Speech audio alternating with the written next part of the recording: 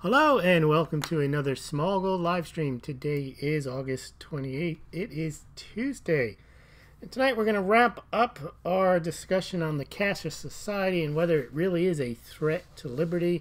This is part 3 of the series.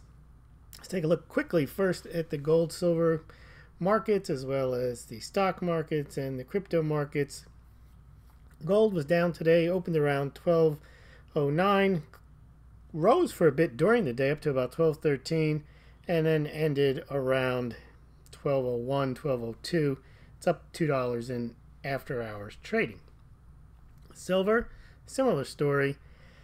Silver opened around 1484 and rose all the way up almost to that $15 mark, but managed then to fall back down to about 1470 and currently right now is at 1473, which is just up about 4 cents. Stock markets mixed, well, mixed to up. Dow Jones up 14 points, over 26,000.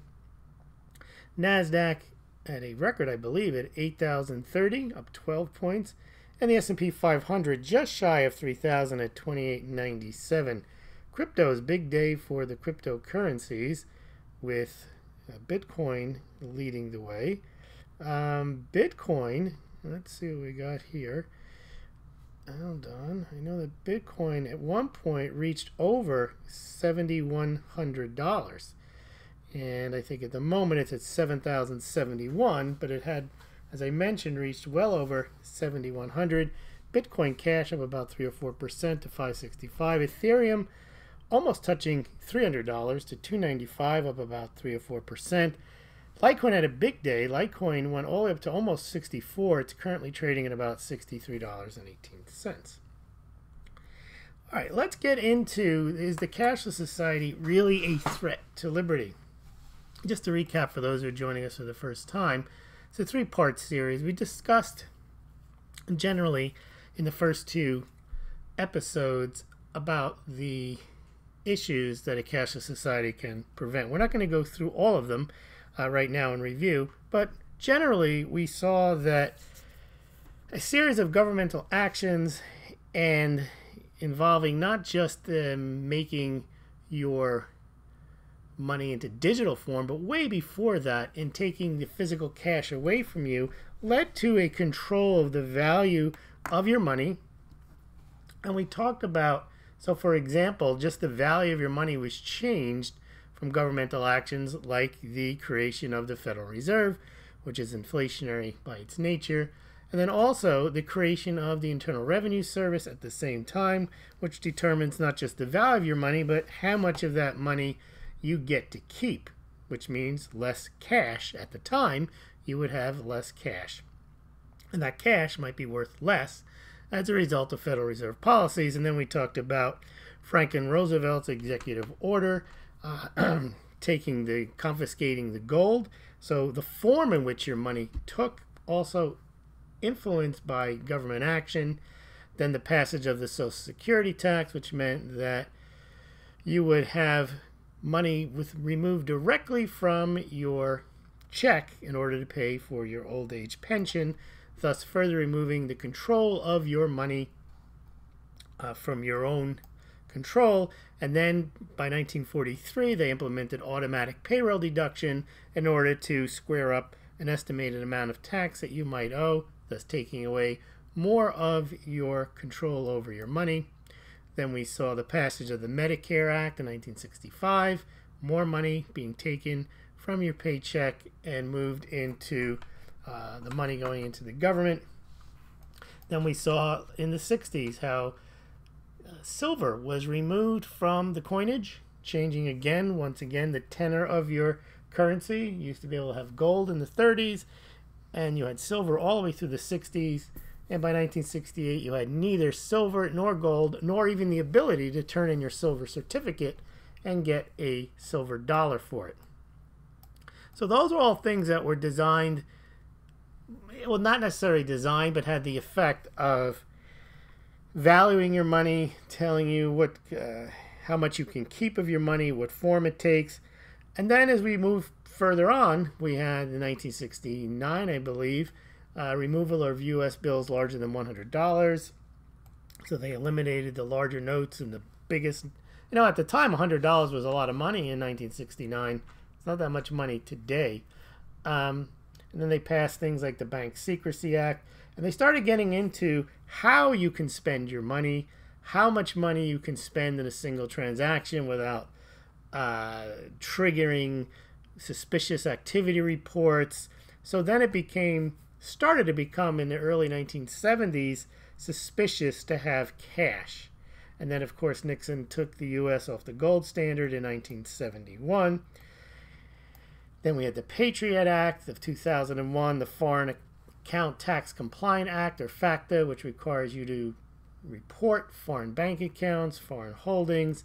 So you started to see even more, not only how you can save, the form you can save it in, how you can spend it. And we also talked about the change in how people value things. So we talked about how in 1965, when Johnson took the silver out of the coins, basically dictating value, that the quarters that don't have the silver in them, that are dated 1965, are just the same value as the coins that...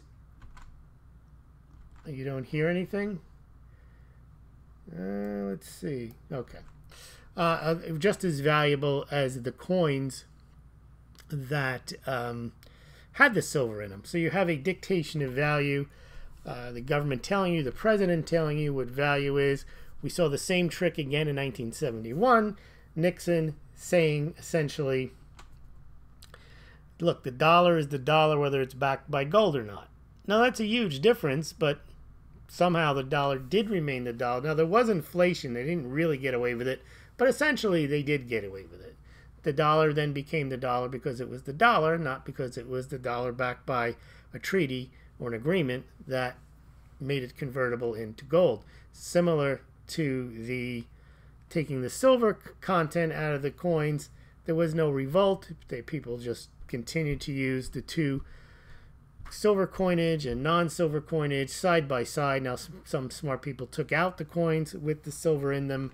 But again, a dictation of the value of your money. And that was all done through governmental action. And then we saw, as we mentioned, how you can spend it, how much you can save, how much you can spend without triggering some type of suspicious activity.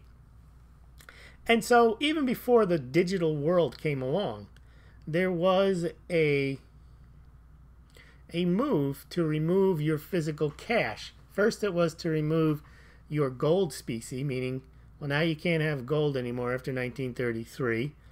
And then it became, well, now you can't have silver in the 60s. And it was all, and then it was how much money you can have, how much money they were going to take out. So they're always removing, even before digital, governmental actions were removing your ability to hold real money, as you would say, in specie form, meaning gold and silver. And then in between digital, they had cash, meaning cash like coins that were just copper and nickel. They weren't worth the amount that were printed on them, and even less so when they moved a lot into what you would call physical paper cash or bills. All right, so that's where we left it off, and I think most people got the message that it's not cashless as such, meaning the idea of a digital cash that is the issue, is that it's governmental action and the idea of one issuer who issues a legal tender, whether it's the Federal Reserve or the U.S. Treasury or whatever entity issues the money, they control the value of it, they can track it. And that, my conclusion is all a digital national fiat currency would do would just strengthen that control. So as we saw, even we had a gold standard and we had gold coins, the president just said, no, we don't have those anymore, turn them in. We saw with Nixon, no, we don't have a gold standard anymore. If you come over here asking for gold, foreign central banks from France and Switzerland and Germany, you're not going to get it from us. And the same thing with the silver coins. We had silver in the coins, but then we didn't. And then we were told, doesn't matter. And they were told that if you try to hoard those silver coins, we're going to make sure you don't make any profit off of them because we have a lot of silver, according to Lyndon Johnson at the time, and we'll flood the market and make sure that those quarters are not worth 25 cents worth of silver, so you're not really doing anyone any favors by taking the coins out of circulation. Now, how long could they keep that up? They didn't, and eventually the coins were worth more than the 25 cents stamped on them, and people who did hoard those coins did have a profit, despite what Lyndon Johnson said wouldn't happen. All right, so we can see that the cashless was happening, or removal of your ability to control your money, the value of your money, what you can do with your money, where you can spend your money, and what things were worth were all dictated in large part by governmental actions, and in 3 occasions pretty much by presidential executive order. Lyndon Johnson with the silver coins in 1965, Richard Nixon in 1971 getting off the gold standard. This was Johnson taking the silver out of the coins, and then in 1933, President Roosevelt taking the gold coins away and other gold coins. But not everything has been one big government plot to move towards cashless. Part of cashless is the concept of convenience. And in all human endeavors, I would say, people move towards faster and more convenient. And the first one that always comes to mind for me is transportation. Clearly, horses were transportation for 5,000 years, period. That didn't mean that that would always be the best form of transportation. As we've seen, people have moved from the horse. Once they started fiddling around with combustion engines, steam engines, they started to invent trains, planes, and automobiles, which largely replaced horse as transportation. Why? Those forms of transportation, through the use of, or through the innovation of people, managed to create transportation that was faster and more efficient. Now, it may have been more dangerous, it may have been more polluting, it may have meant that you give up some of your control over, you have control over your animal, you don't necessarily have control over the train that you ride in, the plane that you fly on, or even the car that you drive. And we've seen over the last 100 or so years that people continue to innovate around the faster, more convenient form of transportation. There's no movement to make horses better. Horses are transportation, period. That is all you need to know. Surely there were people back then, that's what they were saying. But all the innovation always goes towards the more convenient. Now, all of those things that we talked about that the government did had nothing to do with, the government didn't try to create a digital form of money. They were always trying to control through whatever was available at the time. So when gold was money, the way they controlled it was they took it. When silver was money, they did the same thing. They took it out of the coins. When gold was part of the financial system and they didn't want it to be, they took it out. So there's where you can see how it was governmental action. They weren't moving towards a digital society. They were just reacting to what was around them and gaining their control over the money by implementing the removal of the gold and silver from the money, or from taxing it, or from automatic payroll deductions. Whatever the action they took had nothing to do with trying to be cashless and eventually become digital. It had to do with them exercising their power and authority. So culture also takes a big part in this. So back in, I got a quote here, back in, talk about another president, back in the 20s, Calvin Coolidge once said, "After all, the chief business of the American people is business. They are profoundly concerned with producing, buying, selling, investing, and prospering in the world. I am strongly of the opinion that the great majority of our people will always find these are moving impulses of our life." Well, 100 years later, that's not necessarily true. The chief business of the American people today does not seem to be a concern about business. Indeed, it seems to be a concern about a lot of other things. But mainly, my observation is the U.S. economy is no longer a productive economy as such. With 70% of the GDP is from consumer spending. Now let's listen to what George W. Bush said back in, I guess it was 2008, at the height of the financial crisis, and compare his words to what Calvin Coolidge said about the business of American people is business. Course in Iraq and strengthen our military to meet the challenges of the 21st century. We must also work together to achieve important goals for the American people here at home. This work begins with keeping our economy growing. And I encourage you all to go shopping more. Okay. Our economy needs to grow, so GW says go shopping. So your patriotic duty in the 2000s is to go out and shop. Not to go out and produce, not to go out and invest, not to be engaged in the concern with the producing, buying, selling, investing, and prospering in the world, as Calvin Coolidge said, but to spend and to shop. Now, if that's where the economy is headed, you're going to need more convenient ways to shop. And again, lugging cash around is not the most convenient way to shop. We had the introduction of credit cards that made it easier for people to shop.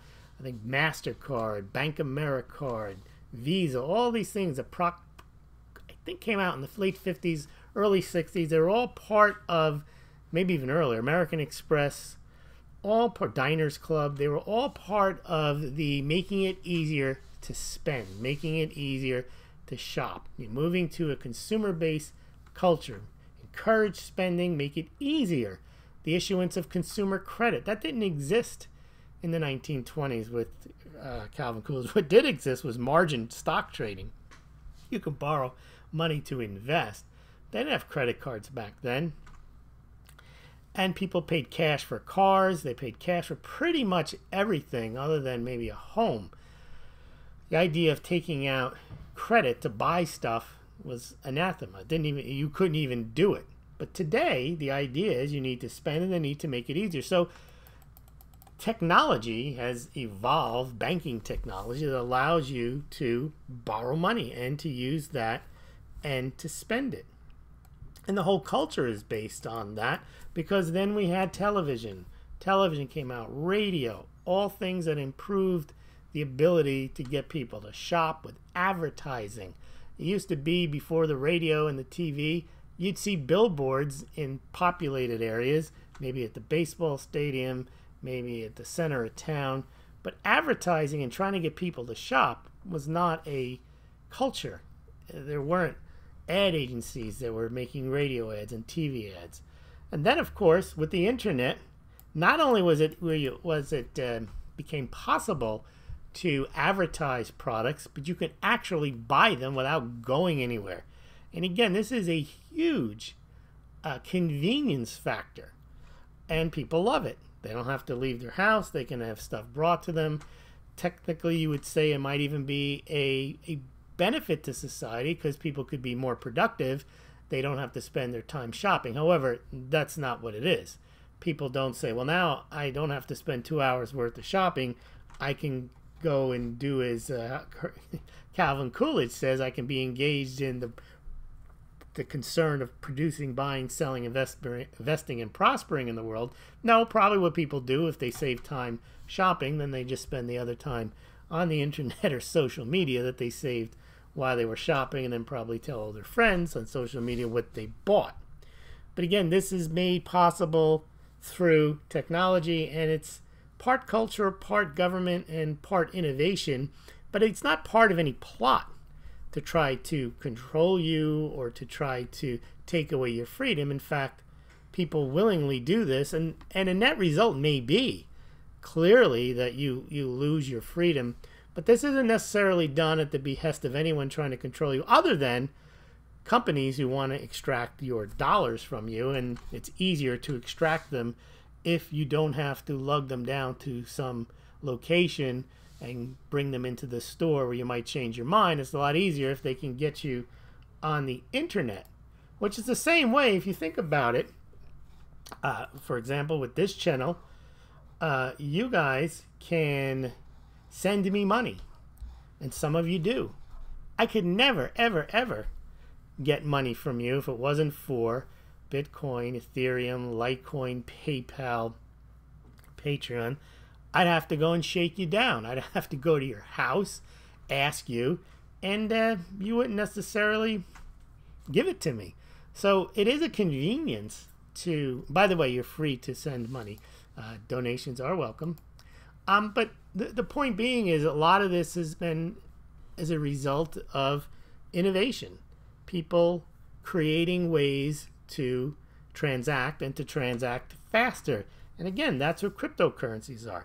And that leads me back to the conclusion of yesterday is cashless and digital are not necessarily bad. They're only bad to the extent if they're in government hands and the government is tyrannical and they control the entire grid, and then they track, trace, and tax you off of that. They follow your transactions, they know what you're buying, and then they act against you on the basis of what you buy, or they just don't, they preemptively act against you and say you're not allowed to buy this, we're tracking that. So that's where digital is clearly an issue. But we saw, even before digital cash, a tyrannical government, or one that overreaches, they could say it's for national benefit, can always do something. It's just that the digital cash does make it easier. But for example, with decentralized cryptocurrencies, and let's not use Bitcoin. Let's say you want to believe that Bitcoin is some type of CIA plot. Not all cryptocurrencies are. You know, some of them, who started them, what company started them, the origin of them, and what they intend to do. And the ones that are decentralized, meaning they don't have a DAO, they don't have a centralized owner of the tokens, it just operates as a system. That is something that is attractive to me, not because I think there's any value behind it, but if other people think there's value behind it, well, then there is. And maybe that value is in that there is nobody who can kick you off, who can track and trace what you're doing. Now, you could say, well, the government could. Yes, but it's not the same thing as when they actually own, control, and dictate a digital currency. They have to try to figure out how the other cryptocurrencies work. It's a lot harder for them to figure out what you're doing and to try to shut something like that down than it is one that's under their control. It's very simple to hit the kill switch on your bank account or whatever digital currency they come out with. It's easier for them to track it. Not so much if there's thousands of different cryptocurrencies, and the more that get invented and the more that get used, local ones, crypto, whatever it is. And that's the idea of competing currencies from Hayek, just taken from, instead of having local currencies, he was talking pre-digital, but moving that into the digital age, you can have any number of different currencies. You can have gold-backed ones, silver-backed ones. You have any different types of currencies based on whatever the human imagination can come up with. So I want to see what your thoughts are on this, but I think that a lot of what's happened with cashless, people conflate cashless with government action, government issued digital currency, and then they equate physical good, digital bad. And we went through the disadvantages of digital. I do prefer a physical commodity, a physical coin to use, because I think it teaches value, it helps people understand what they're buying, it is real, and so on. But the world has moved forward from that. And I don't know how you're going to convince a generation or two that are used to a digital society where they've never held a LP record or even a CD. All their music is digital. They've never had VHS tapes. They've never had DVDs. All their videos are digital. All of what they view as digital is a convenience. I mean, you show younger people silver coins and they say, oh, that's nice, and they want to get on the video game. So if that's the way the world is headed, I don't know how you can argue against that. You can complain, but you can complain just as the horseshoe maker complained that horses are transportation, period. And don't these younger folks understand that we should all be riding horses? You can ride your horse all you want, but if people are going to move faster in a car and get there quicker, that's what's going to happen. Now, just an aside, that doesn't mean that gold and silver aren't valuable.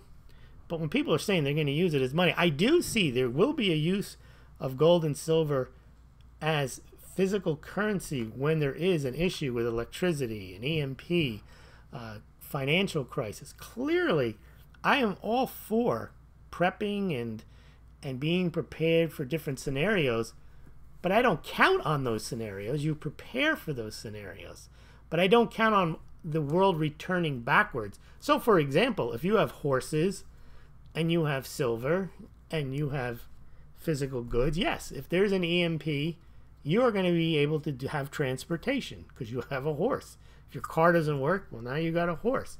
Same thing, you could have had $1 million in the bank and somehow your records were wiped out, or stocks or whatever it is, and you have a pile of silver. Yes, you still have something. But when they try to fix the world, unless the world is not fixable, which different story, they're not going to try to replicate the horse and wagon. They're not going to try to replicate gold and silver coins as the way forward. They're going to try to rebuild that digital system. The highways, they're not going to try to go back to an agrarian society. All right, let's see what you guys have to say in the comments sections. All right. Eli is, he's looking to buy some Mexican silver onza balance scales. He wants to know whether you buy the AU or BU or the circulated. I guess you're looking online there, and the issue with that is the problem with AU, BU is you don't know whether it is uncirculated or Bullion uncirculated. There's a difference. I mean, if you look at the prices for, I guess, collectibles, it does make a difference. Maybe it doesn't make a difference in bullion coins. And then in or circulated. What does circulated mean? How circulated is it? But right now is a good time if you're going to buy like silver collectibles, I suppose, because the price of silver is low. You can get nice looking coins that would otherwise cost you a lot of money if the good portion of the price of the item is based on the price of silver. All right. Let's see. Carl Joseph, I can't hear anything. I hope you can. You still hear? I talked for half an hour. All right. Let's see what else we got. Joseph, I was deciding between the two conditions of the coin I normally stack for silver content. But if you're stacking for silver content, you don't buy Mexican onza, whatever they are. I don't even know what they are. But if you want to buy a Mexican onza, then you want to buy, I think, if you want to have one that's nice looking, you want to buy the best looking one. That's true with anything. I learned that a long time ago. I used to think as a child, because I didn't know any better, something was old and therefore it was valuable. No, actually old stuff that's worn out just because it's old is useless. What collectors pay for in baseball cards or books or first, whatever it is old stuff that's in almost brand new condition. That's the real key.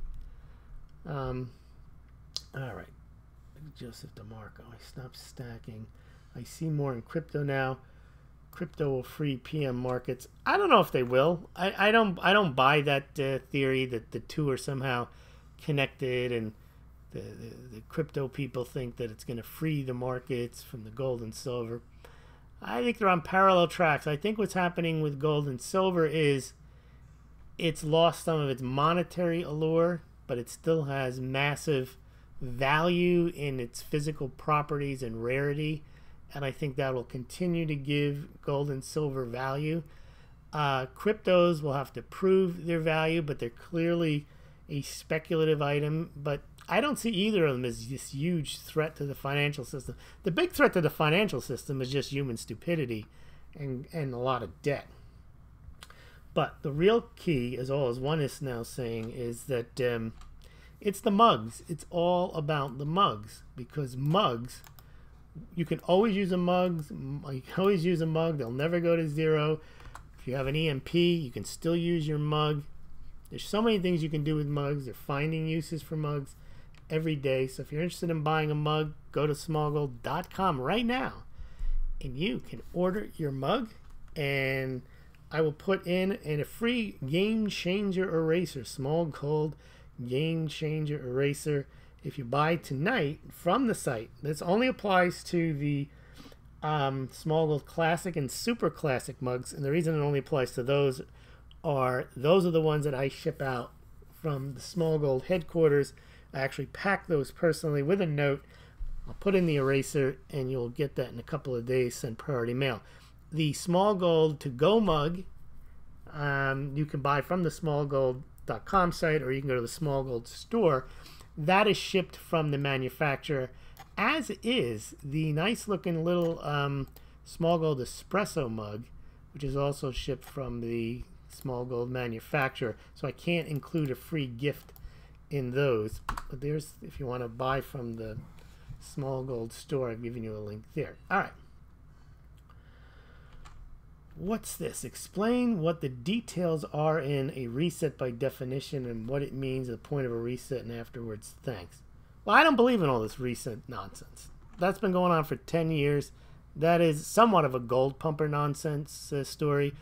Oh, first it's going to be SDRs, and they're going to reset, and then it's going to fail, and then Mother Nature is going to take over, and gold's going to go to 170. I don't listen to that stuff. It's okay to speculate, but people actually believe it. Just as they say it's a fact, it's mathematical certainty. You know, it's hard to defend and explain speculation, and it's even harder to explain it when people actually think it's a fact or it's coming. I think the only thing that is coming is uncertainty, and that's always the case. And when people create their own worlds of what they think is going to happen and what they think are the uncertainties and how you should prepare for it, I'm not sure that's the best way to look at it. I think you should look at your own circumstances, your own lifestyle, where you live, what you do, what you need, and move from there. And consider things like EMPs or financial crises. But if you start with the answer, it's gold and silver, or it's crypto, then you're rationalizing. You're not reasoning, and that's what I think is the difference. And everybody likes to be told what to do. They like to say, "Oh, well, you should buy gold and silver," and then they'll rationalize why it's a good thing to have it.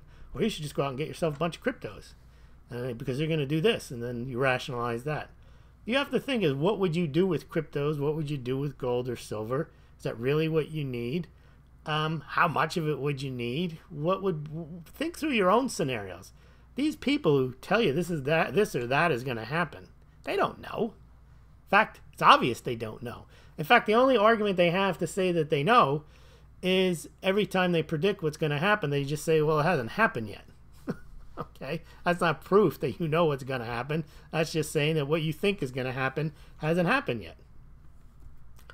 How will you buy your marijuana? Okay. Maybe the powers will allow it via some of these pseudo-private cryptos for the time being. I'm not up on this legal marijuana stuff. It's an interesting thing because it's a constitutional issue. There's federal drug laws when maybe there shouldn't be. Maybe they should just be state laws. I know that California has legalized certain dispensaries, but then the federal government harasses them. And then I don't know how you become a public company and a regulation. It's not as regulated and clean cut as the alcohol laws are.